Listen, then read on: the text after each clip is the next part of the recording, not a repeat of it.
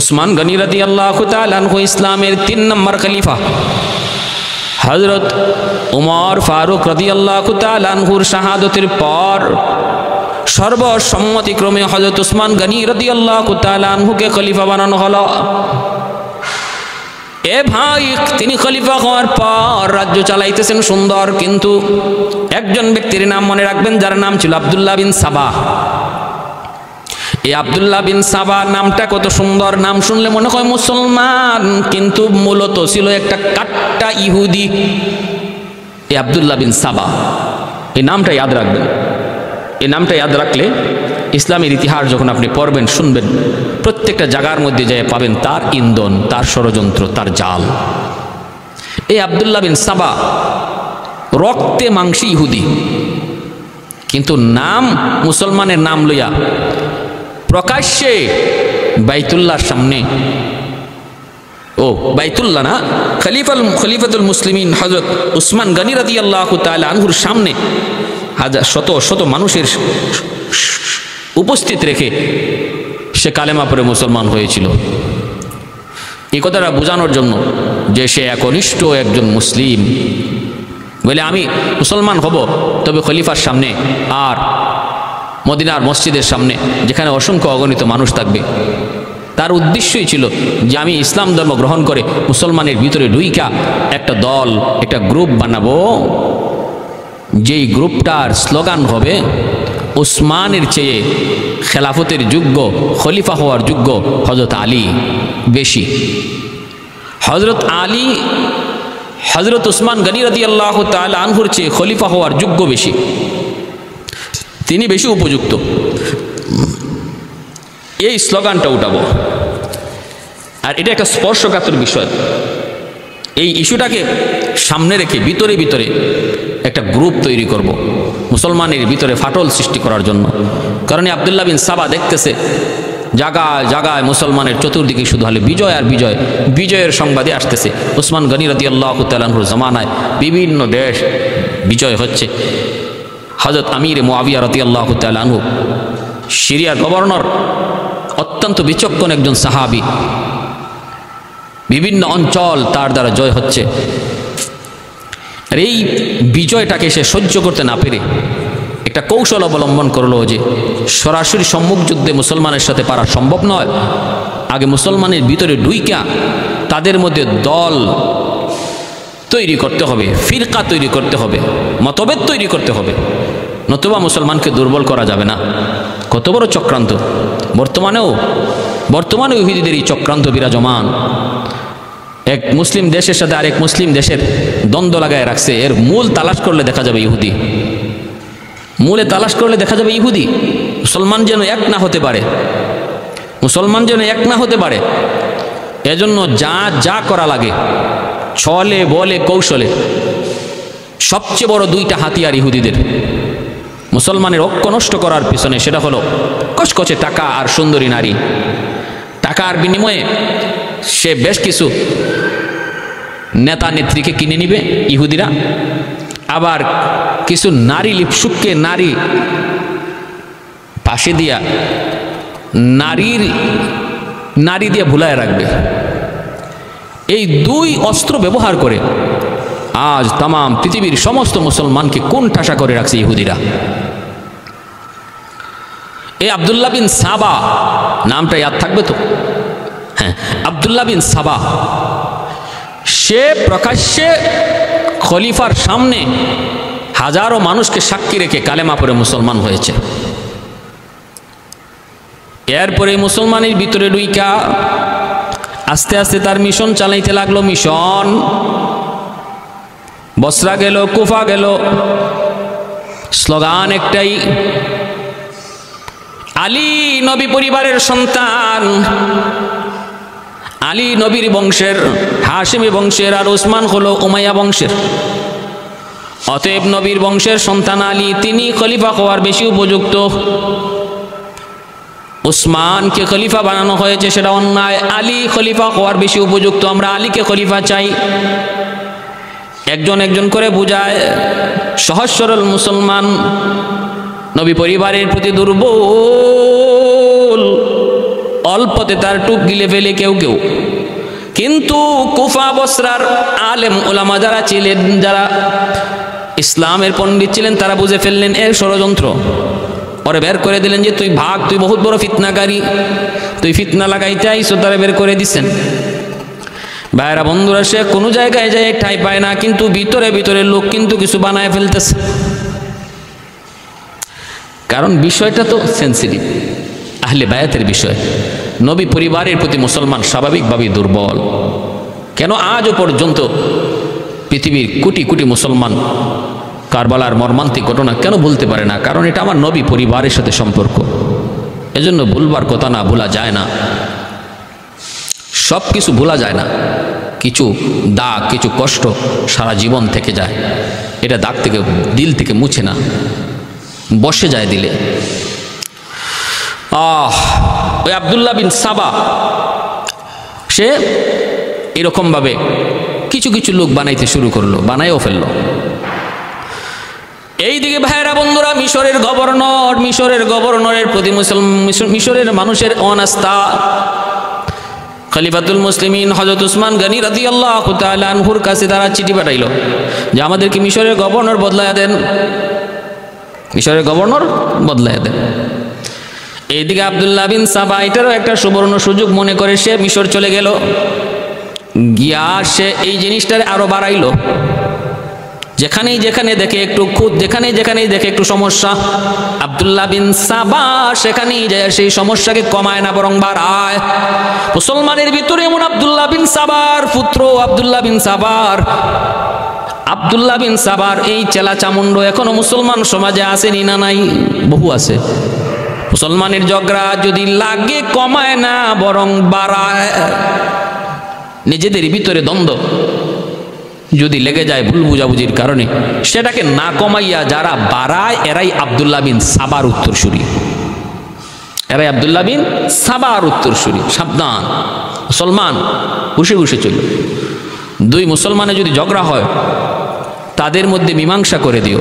3 জায়গায় মিথ্যা কথা বলা বৈধ, এর মধ্যে ইসলাম এই একটা জায়গা রেখেছে। দুই মুসলমানের মধ্যে যদি ঝগড়া হয়, দুই মুসলমানের মধ্যে যদি বিদ্বেষ থাকে, তাহলে মাঝখানে একজন দুইকা মিথ্যা কথা বইলাও যদি দুজনকে মিলাই দিতে পারে, এখানে মিথ্যা বলা জায়েজ।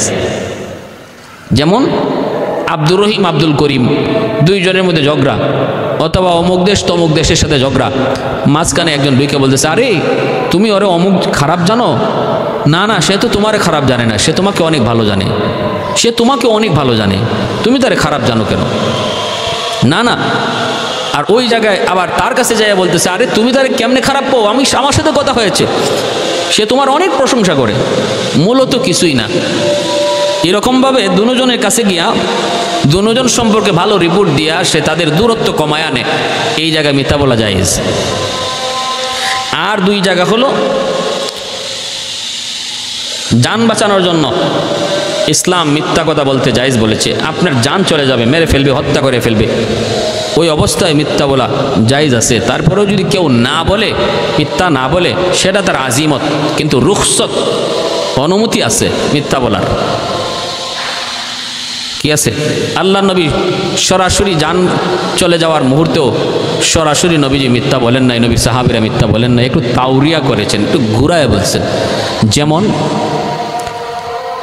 হযরত আবু বকর সিদ্দিক রাদিয়াল্লাহু তাআলা আনহু, তিনি আল্লাহ নবীকে নিয়ে যখন হিজরতের রাতে হিজরত করেন, আবু জাহেলের পক্ষ থেকে যখন ঘোষণা হলো যদি মুহাম্মদকে কেউ ধরে দিতে পারো তাহলে তাকে 100 উট পুরস্কার, ওই 100 উটের নেশায় ঘুরতে ঘুরতে এক বেঈমান নবীকে আর আবু বকর সিদ্দিককে পেয়ে গেল।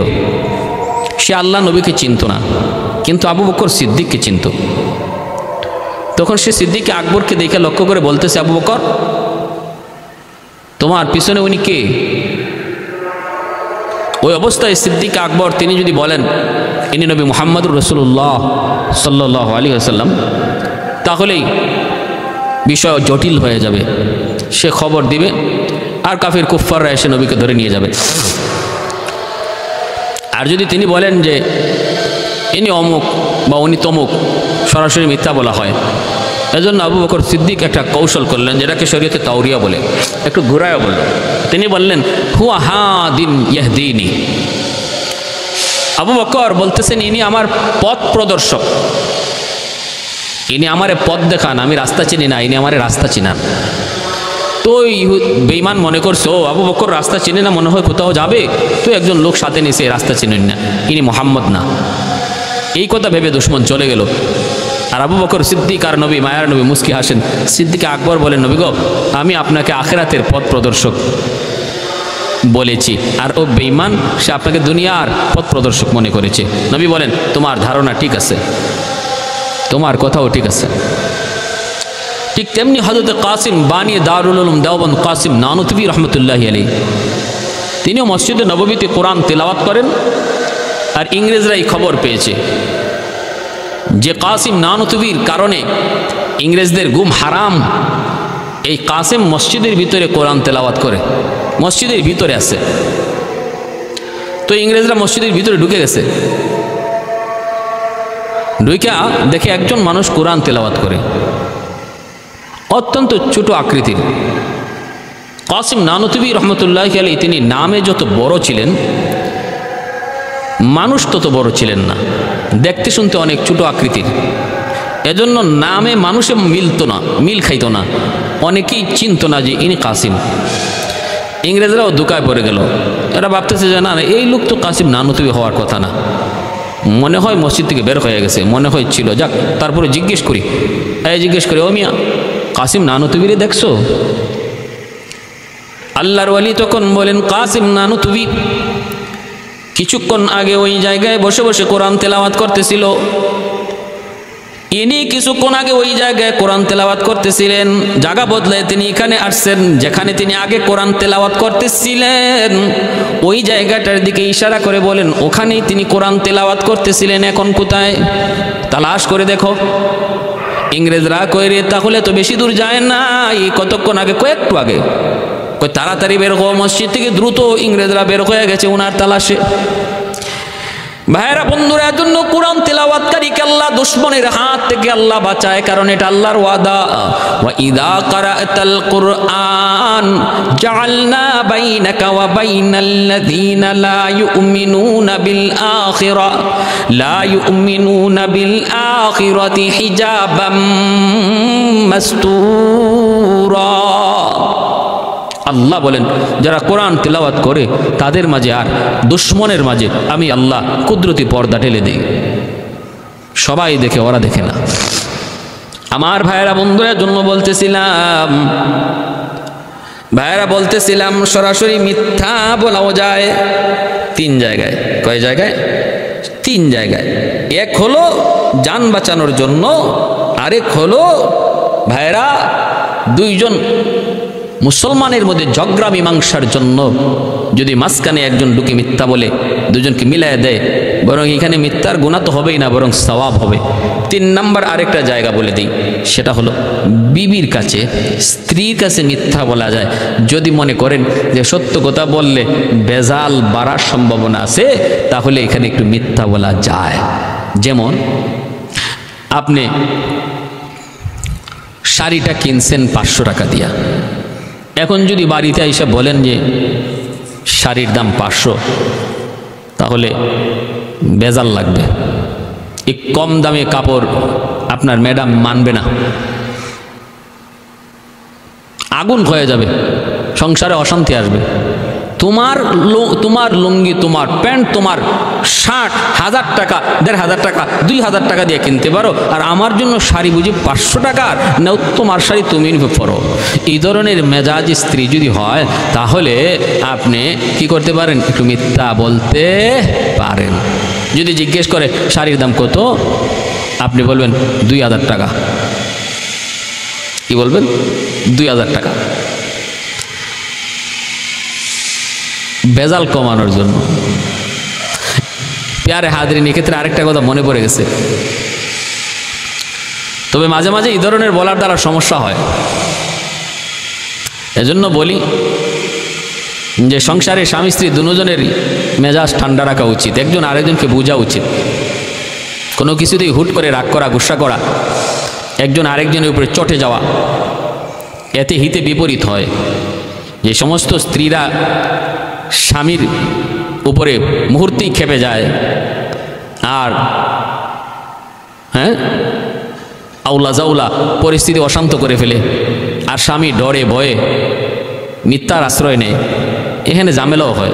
যেমন স্বামী বাজার থেকে মাছ কিনে নিয়ে আইছে 2000 টাকার, আর বাড়িতে আনার পরে স্ত্রী বলতেছে মাছ তো অনেক সুন্দর, দাম কত? এখন স্বামী ভাবতেছে আমি যদি এখন 2000 টাকা বলি তাহলে ঘরে তুফান শুরু হবে, তুফান। সে কয় আর কত? 800 টাকা। বাহ, এত সুন্দর মাছ মাত্র 800 টাকা দিয়ে নিয়ে আইসো, মাশাআল্লাহ তুমি তো বাজার করা শিখে গেছো দেখা যায়। না, তোমার মতো স্ত্রী যে ঘরে থাকবে এই ঘরের স্বামী বাজার না শিখতে পারে। কয় ঠিক আছে, নাওতে তুমি মাছটা বানাও, আমি নামাজ পড়ে আসতেছি। চলে গেল নামাজে। জুম্মার নামাজ পড়ে আইসা দেখে মাছ অর্ধেক নাই। কি নাই? অর্ধেক মাছ নাই। তখন বলতেছে কি ব্যাপার, মাছ কম কেন? কই 500 করে ভাবি আসছিল, ভাই নাকি আজকে মাছ কিনে নাই। তো ভাবি বলতেছে ভাবি তোমাদের এত মাছ, মাছটাও সুন্দর, আজকে আমাদের ঘরে কোনো মাছ নাই, কিছু দেওয়া যাবে? আমি বললাম যে আমাদেরও এত মাছ লাগে না, তো অর্ধেক মাছ যদি তুমি নিতে চাও নিতে পারো, 800 টাকা দিয়ে আনছে তো তুমি 400 টাকা দিয়ে দিও আর অর্ধেকটা নিয়ে যাও। তো ওই 400 টাকা দিয়া আমি অর্ধেকটা বিক্রি করে দিছি। এবার বলেন, স্বামী বলতেছে করলা কি তুমি? কি করলা? কই কি হইছে? কই না আলিল্লা, কপাল আমার আটুত। এটা কি করছো? আরে মাছের দাম তো 2000। কই কি কও? বলে আমি তোমার ডরে আর বয়ে না 800 কইছি। স্ত্রী বলে হাই হাই হাই হাই রে কপাল, তুমি মিথ্যা বললা কেন? কই মিথ্যা বলবো না, তুমি যে জল্লাদ মার্কা বউ, যদি সত্য বলি তো উপায় আছে? এখন দুজনে কপাল আতায় আফসোস করে। বলুন তো এখন আফসোস করে কোনো লাভ আছে? কোনো লাভ নাই, যা হইবার হয়ে গেছে। এজন্য আমার মা বোনেরা যারা স্ত্রী হিসাবে স্বামীর ঘরে গেছেন বা আছেন বা যাবেন, স্বামীকে একটু বুঝার চেষ্টা করবেন, বুঝার চেষ্টা করবেন, তার সিদ্ধান্তকেই নিজের সিদ্ধান্ত মেনে নেবেন। কারণ আল্লাহ স্বামীকে ঘরের জন্য হাকিম বানাইছে, পরামর্শ নিবে সে স্ত্রীর সাথে, কিন্তু সিদ্ধান্ত দিবে স্বামী। আর যে সমস্ত ঘরে স্ত্রী স্বামীর ভয়ে থাকে, এমনও আছে না অধিকাংশ ফ্যামিলিতে, গ্রাম অঞ্চলে স্ত্রী ভয়ে কাঁপে, স্বামীর ভয়ে অনেক সময় ডরে ভয়ে মিথ্যা কথা বলে ফেলে স্বামীর সাথে, এতেও ঝামেলা হয়। কি জাত ঝামেলা হয়েছে? ডাক্তার স্বামীকে চিকিৎসা করে পরীক্ষা দিছে, প্রস্রাব পরীক্ষা, কয় তুমি আগামীকাল প্রস্রাব নিয়ে আইসো, টেস্ট করে দেখবো সমস্যা কি। স্বামী বোতলের মধ্যে প্রস্রাবের পানি রাখছে, সকালে ডাক্তারের কাছে নিয়ে যাবে, পরীক্ষা হবে। এই বাথরুমে স্ত্রী ঢুকছে আর তার পা লাগিয়া প্রস্রাবের পানি পড়ে গেছে বোতল থেকে। এখন স্ত্রী ভাবতেছে ওরে আল্লাহ, আমার যে জল্লাদ মার্কা স্বামী, যদি যাই বলি তোমার প্রস্রাব ফালাইয়া দিছি, তাহলে কি জানি হয়, উপায় নাই, আমার আজকে মনে হয় আজকের দিনই শেষ দিনও হইতে পারে। কয় না না দরকার নাই, গেঞ্জাম বাড়ায় লাভ নাই, আমার প্রস্রাব ঢুকাইয়া তো রাখি। স্ত্রী তার নিজের প্রস্রাব বোতলে ঢুকাইয়া তো রাখছে। পরের দিন স্বামী নিয়ে গেছে হাসপাতাল, ডাক্তার পরীক্ষা করছে, পরীক্ষা করে রিপোর্ট নিয়ে বসছে, সেও সামনে যে হাজির। ডাক্তার বড় বড় চৌকি একবার রিপোর্টের দিকে তাকায়, আরেকবার তার চেহারার দিকে তাকায়, একবার রিপোর্টের দিকে তাকায় আরেকবার চেহারার দিকে তাকায়। স্বামী বলতেছে কি ব্যাপার স্যার, এইভাবে আমার দিকে তাকাইতেছেন স্যার, ঘটনা কি স্যার? আমি বাঁচবো নি স্যার, আমার কেমন রোগ স্যার পেটের ভিতরে? বলে আমিও তো চিন্তা করতেছি, আমিও তো বড় মুশকিলে পড়ে গেছি। বলে কি স্যার, সমস্যাটা কি স্যার বলেন? সমস্যা তো জটিল, আমি এখন টেনশনে পড়ে গেছি, তুমি পুরুষ না মহিলা? কয় স্যার এটা কি কোন স্যার, আমি তো একজন পুরুষ। বলে তুই পুরুষ হইলে রিপোর্ট কয় তোমার পেটে 7 মাসের বাচ্চা, তোমার পেটে 7 মাসের বাচ্চা। কয় ইন্না লিল্লাহ। স্যার এটা কি কোন? বলে রিপোর্ট বলতেছে তোমার পেটে 7 মাসের বাচ্চা। এখন তো আমিও টেনশনে, তুমি পুরুষ না মহিলা? পুরুষ তুমি, তোমার পেটে 7 মাসের বাচ্চা এলো কেমনে? এই কথা বলা মাত্রই সে কয়, স্যার স্যার সারা জীবন গেল এক ভাই, এখন দিয়ে আসছে অন্য ভাই, স্যার এটা কোন বিপদ স্যার। এই চিন্তা করে সে দৌড়ে গেছে বাড়িতে গিয়ে কয়, বিবি গো, ও বিবি, বিষয় তো উল্টে গেল গা, সারা জীবন তুমি লইছো পেটে বাচ্চা, এখন দিয়ে আমার পেটে বাচ্চা। স্ত্রী তখন মুচকি হাসে। তখন তারা সান্ত্বনা দিয়া বলে, আরে রাখো, পাগল হইও না, টেনশন করো না, ঘটনা হয়েছে এই। বলে, কেন এমন করছো? তোমার ডরে। অতএব যদি সংসারের মধ্যে একজন আরেকজনের প্রতি মহব্বত ভালোবাসা না থাকে, এরকম ভয়ভীতি থাকে, তাহলে এরকম ঝামেলা অহরহ ঘটবে। কোনো স্ত্রীরে যদি আপনি সবসময় ধমকের উপরে রাখেন, স্ত্রীর সাথে যদি খারাপ আচরণ করেন, মাঝে মাঝে স্বামীরা পেটে বাচ্চাও নেওয়া লাগতে পারে, মনে রেখে। অতএব সাবধান। আল্লাহ নবী বলেন, আমি ও এমন স্বামীকেই পছন্দ করি যে স্বামী তার স্ত্রীকে, স্বামীর সাথে স্ত্রীর ভালো সম্পর্ক হবে দুইটা, এক হবে সে হাকিম, আরেক হবে সে হাবিব। আর স্ত্রী সে হবে মাহকুমা, আরেক হবে সে মাহবুবা। এই দুই সম্পর্ক স্বামী স্ত্রীর মধ্যে। একটা, তিনি স্বামী ভাবতে হবে আমি যেমন সংসারের কর্তা, ঠিক তেমনিভাবে আমি তার প্রেমিক। অতএব আমি তার অনেক মান অভিমান আমাকে সইতে হবে। একজন প্রেমিক তার প্রেমিকার মান অভিমান যেমন হাসি মুখে মেনে নেয়, একজন স্বামীও তার স্ত্রীর মান অভিমান কিছু কথা হাসি মুখে মেনে নিবে। কারণ নবী বলেন, এটা তোমার পরিচয়, মনে রাখবা তুমি তোমার স্ত্রীর হাবিব। আর স্ত্রীদেরকে বলতেছেন, সাবধান, তোমরা মনে রেখো, তুমি মাহকুমা এবং তুমি মাহবুবা। তুমি যেমন তার প্রেমিকা, তুমি দুই কথা বলতে পারো, অভিমান করতে পারো, কিন্তু আরেকটা সম্পর্ক তোমার রয়ে গেছে, তুমি তার মাহকুমা, অধীনস্থ।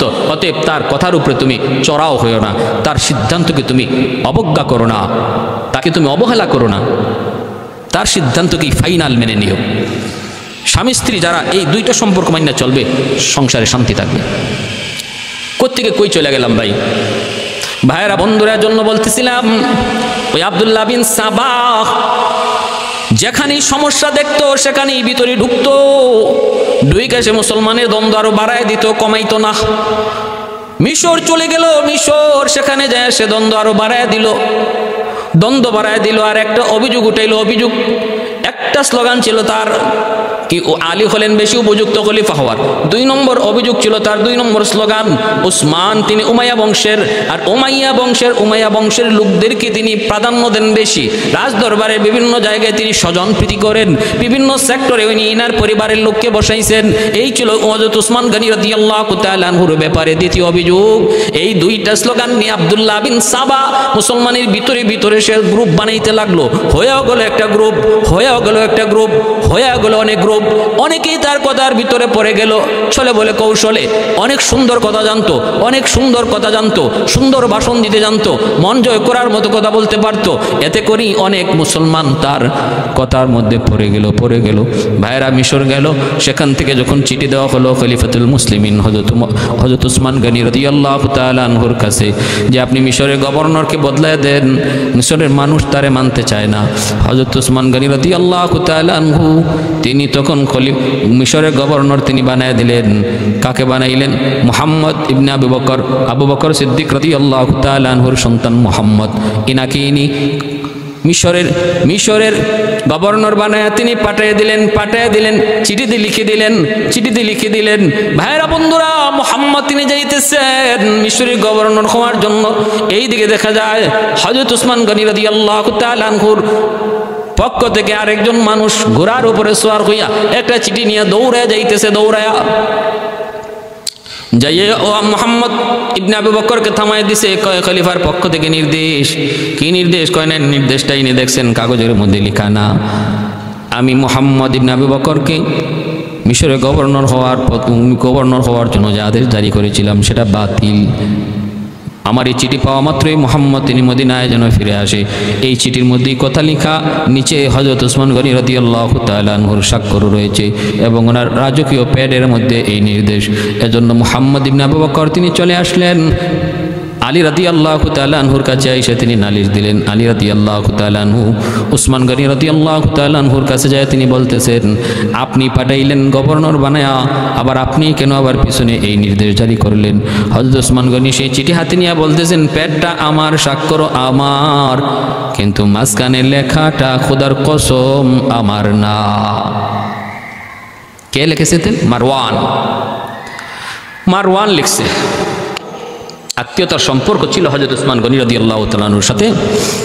এই সুবাদে সে কাছাকাছি থাকতো, খুব কাছাকাছি থাকতো, এবং একটু দায়িত্বের মানে কি কয়, এই নিজের তরফ থেকে অতিরিক্ত বাড়াবাড়ি মারওয়ানের দ্বারা হয়েছিল। একথাও সত্য। আলী রাদিয়াল্লাহু তাআলা আনহু সহ সাহাবায়ে কেরাম অনেকেই চাইলেন মারওয়ানের শাস্তি হোক। মারওয়ান যে এত বড় অন্যায় করেছে, হয়তো উসমান গনি বলতেছেন যে একটু ধৈর্য ধরো, সব শান্ত হয়ে যাবে, সব বিচারই হবে। ওই অবস্থার মধ্যে চলতেছে কিন্তু আব্দুল্লাহ বিন সাবার দল এরা এই বিষয়টাকে আরো গরম করে নিল।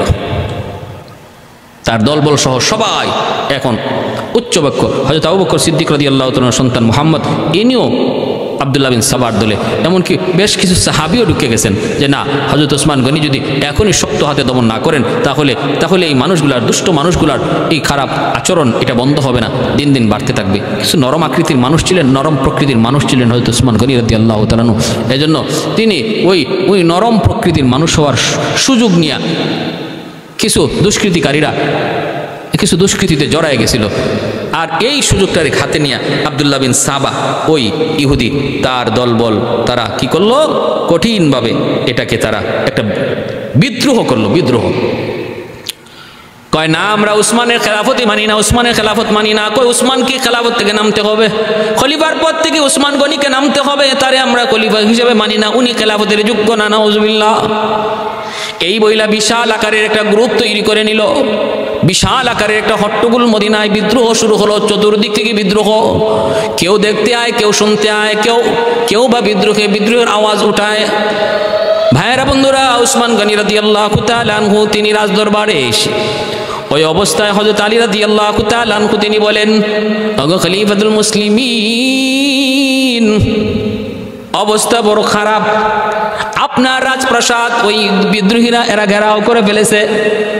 কয় কেন? কয় ওরা সবাই আপনার অপসারণ চায়, অনুমতি দেন, আমি আলী একাই যথেষ্ট, মদিনায় কোনো ফিতনা হতে দেব না, আমি আলী একাই যথেষ্ট, অনুমতি দেন। উসমান গনি রাদিয়াল্লাহু তাআলা আনহু বলতেছেন, আলী, আমি চাই না আমি উসমানের কারণে নবীর দেশে রক্তপাত হোক। যেই জমিনে আমার মায়ার নবী শুয়ে আছেন, ওই জমিনে আমি উসমানের কারণে কোনো রক্তপাত হোক, মুসলমানের রক্ত জড়ুক, এটা আমি উসমান চাই না।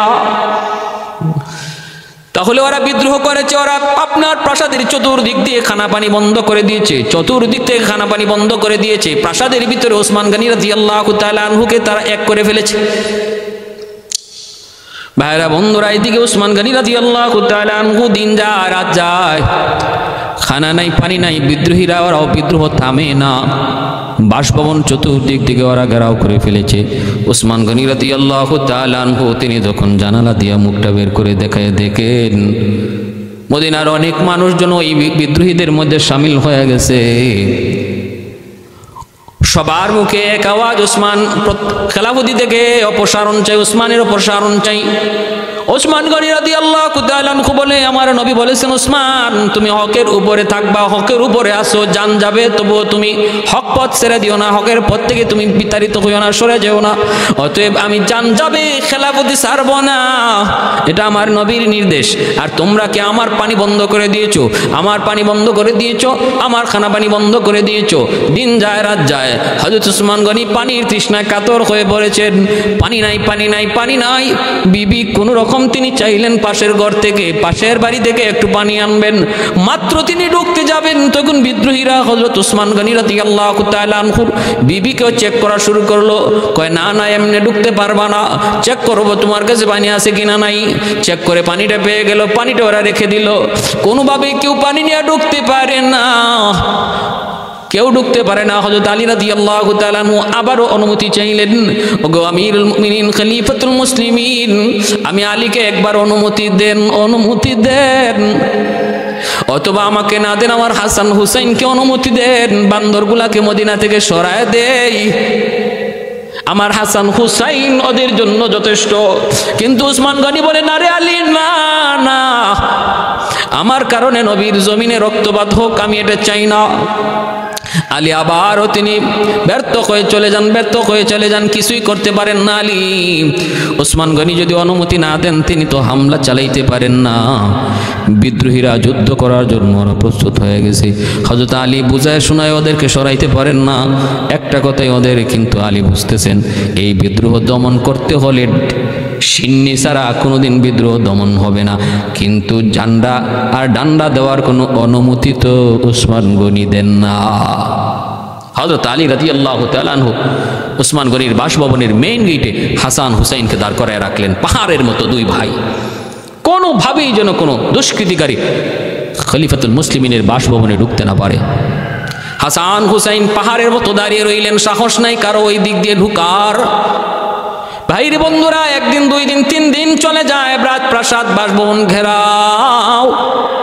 পানির তৃষ্ণায় উসমান গনির বুক শুকিয়ে গেছে, জিহ্বা শুকিয়ে গেছে। জানালা দিয়ে মুখটা বের করে চোখের পানি জোরে কান্দেন আর বলেন, রে মদিনার মানুষ, মসজিদে নববীর জায়গার প্রয়োজন, জায়গা হয় না। আমি উসমান কি তোমাদের জন্য মসজিদে নববীর জায়গার ব্যবস্থা করে দেই নাই? হযরত আব্দুল্লাহ বিন জুবাইর এবং হযরত তালহাকে লক্ষ্য করে তিনি বললেন, বলে হো আপনি সব করেছেন। এরপরে তিনি বলতেছেন, মদিনার মসজিদে নববীর পাশে একটা কুয়া, মিষ্টি পানি, সবাই তো চাইছেন, নবী চাইছেন, এই কুয়াটা কে কিনে দিতে পারে মুসলমানদের জন্য? আমি কই কুয়াটা লক্ষ দিরহামের বিনিময়ে তোমাদেরকে কিনে দেই নাই, পানির ব্যবস্থা কি আমি করে দেই নাই? বলে হ আপনি করে দিয়েছেন। উসমান গনি তখন জানালা দিয়ে আওয়াজ দেন, চোখের পানি জড়ান, আমি উসমান তোমাদের পানির ব্যবস্থা করে দিলাম, কিন্তু আজকে 3 দিন হয়ে যায় আমি উসমানের মুখে এক ফোঁটা পানি জুটে না, পানির ব্যবস্থা হয় না। এ মদিনার মানুষ, তোমরা কি দুর্ভিক্ষে কষ্ট করো নাই? মদিনায় প্রচন্ড দুর্ভিক্ষ চলছিল। ওসমান গনি রাদিয়াল্লাহু তাআলা আনহু তিনি অন্য সিরিয়া থেকে তিনি 100 বস্তা উট বুঝাই 100 বস্তা আটা নিয়ে তিনি মদিনায় ঢুকতে চাইলেন। মদিনার ব্যবসায়ীরা মদিনা থেকে বের হয়ে উসমান গনির সাথে যারা রাস্তায় দেখা করে বলতেছে, ওসমান আটাগুলি আমাদের কাছে তুমি বিক্রি করে দাও। উসমান গনি বলেন, এই আটা তোমরা কিনতে চাও, কি করবা? কয় মদিনার বাজারে নিয়ে বিক্রি করব, একটু লাভ হবে আমাদের, আমরা একটু লাভে বিক্রি করব। এইদিকে মদিনায় দুর্ভিক্ষ চলছে, দুর্ভিক্ষ। উসমান গনি বলেন, কত দাম দিবা? কয় 1 টাকার জিনিস আমরা 2 টাকা দেব। উসমান গনি বলেন, না, আমার জিনিসের দাম আরো বাড়ছে, আরো উঠছে।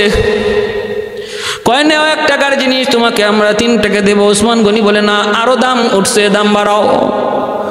কয় নেও 1 টাকার জিনিস আমরা তোমাকে 4 টাকা দিব। কয় না, আরো দাম, আমার জিনিসের দাম উঠছে। মদিনার ব্যবসায়ীরা কয়, উসমান আমাদের আগে কে তোমাকে জিনিসের দাম কয়ে গেল? এত দাম কে তোমাকে কয়ে গেল? উসমান গনি বলে, এই দাম কে বলছে? বলা যাবে না গো, তোমাদের যদ্দূর ক্ষমতা যে তোমরা বলো। যদি আমার মনে হয়, যদি আমি বুঝি আমি তোমরা বেশি দাম বলেছ, যে আমাকে দাম বলেছ ওই দামের চেয়ে যদি বেশি দাম তোমরা বলো, তবে তোমাদের কাছে বিক্রি করে দেব। তখন মদিনার ব্যবসায়ীরা কয়, 1 টাকার জিনিস 5 টাকা দেব, তাও তুমি দিতে চাও না? এর বেশি আমরা আর পারবো না, কারণ আমরা এর চেয়ে বেশি বেচতে পারবো না, কেউ নিবেও না, সম্ভব না। তবে চলে যাইতেছি, একটাও আর শুধু শোনা ওসমান, কে তোমার এত দাম দিল আর কত দাম দিল? উসমান গনি কয়, আমার 1 টাকার জিনিস 10 টাকা উঠছে, 10 টাকা। সুবহানাল্লাহ। কই কে উসমান, কে এমন কাজ করলো? উসমান গনি বলে, তিনি আর কেউ নন, তিনি হলেন আমার আপনার মালিক, তিনি আমার আপনার মালিক, রব্বুল আলামিন, আহকামুল হাকিমিন, তিনি আমার আপনার রব, যার নাম হলো আল্লাহ। কুল হুয়াল্লাহু আহাদ আল্লাহুস সামাদ, যিনি একক, যার সাথে কোনো শরীক নাই, তিনি সমাদ, যিনি কারো মুখাপেক্ষী নন, সবাই তার মুখাপেক্ষী কিন্তু তিনি কারো মুখাপেক্ষী নন। তিনি একের জিনিস 10 বলেছেন, 1 টাকার মাল 10 টাকা বলেছেন। মান জা আবিল হাসানাতি ফালাহু আশরু আমসালিহা। উসমান গনি রাদিয়াল্লাহু তাআলা আনহু এই মালগুলা মদিনায় নিয়ে আসলেন। আইনা মদিনার মানুষের মাঝে ওই 100 উট বুঝাই মাল বিনামূল্যে তিনি মদিনার মানুষের মধ্যে বন্টন করে দিলেন। অভাবে মানুষ, দুর্ভিক্ষ চলতেছে, মদিনার ঘরে ঘরে কান্না, শিশু বাচ্চাদের কান্না, নারী পুরুষের কান্না। উসমান গনি তাদের মধ্যে এই মালগুলা বন্টন করে দিয়েছেন। সেজন্যই হযরত আব্বাস রাদিয়াল্লাহু তাআলা আনহু ওই রাত্রি তিনি স্বপ্নে দেখেন আমার নবী, রহমতের নবী, মায়ার নবী, তিনি মায়ার নবী তখন দুনিয়ায় নাই, মায়ার নবী দয়ার নবী তিনি কোথাও জানি ঘোড়ার পিঠে, লাল ঘোড়ার পিঠে সওয়ার হইয়া নবী কোথায় জানি যাইতেছেন। আব্বাস রাদিয়াল্লাহু তাআলা আনহু বলেন, ওগো নবীজি কোথায় যান, একটু কথা শুনে যান। আল্লাহর নবী বলেন, না না, আমাকে থামায়েন না, আমার ওসমান আজকে যেই কাজ করেছে মদিনার মানুষের জন্য, আল্লাহ খুশি হয়ে আমার ওসমানের সাথে হুরের বিবাহের আয়োজন করেছে, আমি ওই বিবাহের অনুষ্ঠানে যোগদান দিতে যাচ্ছি। এজন্য হযরত উসমান গনি রাদিয়াল্লাহু তাআলা আনহু তিনি এত বড় সখী ছিলেন, এত বড় দানবীর ছিলেন। মদিনার প্রতিটা ঘরে ঘরে তার দান, তার সহযোগিতা রয়েছে, মদিনার প্রতিটা মানুষ তার সহযোগিতা পেয়েছে। উপাধি ছিল জিন্নুরাইন, দুইটা নূরের অধিকারী আমার নবী, রহমতের নবী। প্রথম মেয়ে রুকাইয়াকে বিবাহ দিয়েছিলেন। রুকাইয়া ইন্তেকাল করলেন 2য় হিজরিতে। এরপরে 3য় হিজরিতে মায়ার নবী উম্মে কুলসুম রাদিয়াল্লাহু তাআলা আনহা উনাকে বিবাহ দিয়েছিলেন। 2জন মেয়েকে আল্লাহর নবী উসমান গনির কাছে বিবাহ দিয়েছেন। এরপরে নবী বলেছেন, যদি আমার আরো মেয়ে থাকতো, উম্মে কুলসুমের ইন্তেকালের পর নবী বলেন, যদি আমার আরো মেয়ে থাকতো আমি উসমানের কাছে বিয়ে দিতাম। এজন্য 2 নূরের অধিকারী বলা হয়। রাজপ্রাসাদ ঘেরাও করে রেখেছে দুশমন আব্দুল্লাহ বিন সাবার লোক। মুসলমানের ভিতরে ইহুদি, মুসলমানের বেশ ধরে, সুরত ধরে, নাম ব্যবহার করে ঢুকছে। একটা গ্রুপ বানায় ফেলছে। এই গ্রুপের ভিতরে কিছু মুসলমানও ঢুকে গেছে না বুঝা। হে যে ইহুদি তা তো আর কেউ জানে না। ভাইয়েরা, বন্ধুরা, রাতের বেলা উসমান গনি রাদিয়াল্লাহু তাআলা আনহু তিনি রাতের বেলা ঘুমাইছেন। আমার নবী, রহমতের নবী, দয়ার নবী স্বপ্ন যুগে বলতেছেন, রে উসমান, ও উসমান, সেহরি খাইবা তুমি দুনিয়ায়, আর ইফতার করবা তুমি আমি নবীর সাথে জান্নাতে। আমি নবী তোমারে সেহরি খাওয়াইলাম। উসমান গনি রাদিয়াল্লাহু তাআলা আনহুকে মায়ার নবী স্বপ্ন যুগে পানি পান করাইলেন, সেহরি খাওয়াইলেন, রোজা রাখার নিয়ত করলেন। বিবি বলতেছেন, স্বামী গো, ও স্বামী, তুমি কেমন করে রোজা রাখবা? শরীর তো দুর্বল, পানি খাও না আজকে 3 দিন যাবত।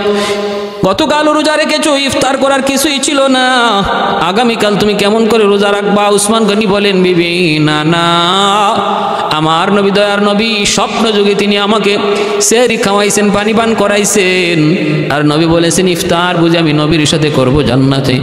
অতএব বিবি গো, আজকের দিন হবে আমার জীবনের শেষ দিন, ইফতারের আগ মুহূর্তে আমি দুনিয়া থেকে বিদায় নিব। এই কথা মনে করে উসমান গনি রাদিয়াল্লাহু তাআলা আনহু তিনি বলেন, বিবি আমাকে মালিকের কালাম আমার কাছে দাও, আমি কোরআন তেলাওয়াত করতে বসে যাই, কারণ আমার জীবনের সবচেয়ে উত্তম আমল হলো কোরআন তেলাওয়াত।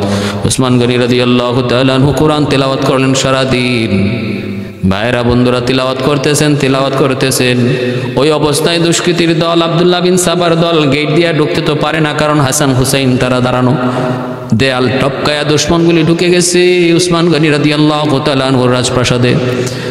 ঢুকে তিনি কোরআন তেলাওয়াত করতেছেন। সামনে যায় দাঁড়ালেন প্রথমে আবু বকর সিদ্দিক রাদিয়াল্লাহু তাআলা আনহুর সন্তান মুহাম্মদ। তিনি যায় তখন দাড়ি মুবারক ধরলেন।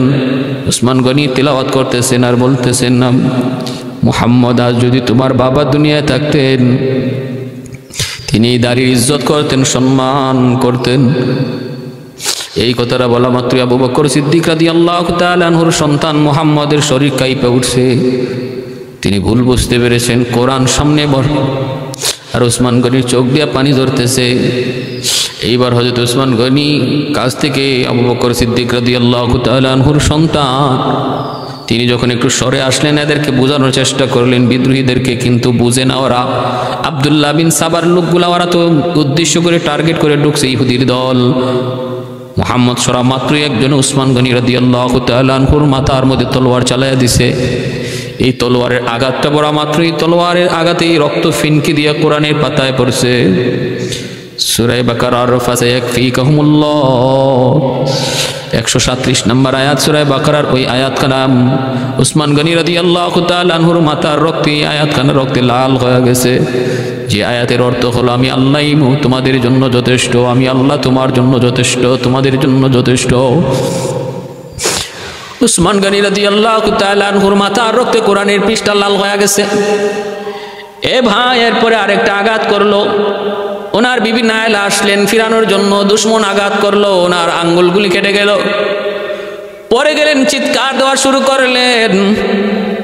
ভাইরা বন্ধুরা, উসমান গনি রাদিয়াল্লাহু তাআলা আনহুকে এরপরে শোয়া পিঠের মধ্যে অনেকগুলি আঘাত করলো দুশমন। পানির তৃষ্ণায় 3 দিন 4 দিন ছটফট ছটফট করলেন।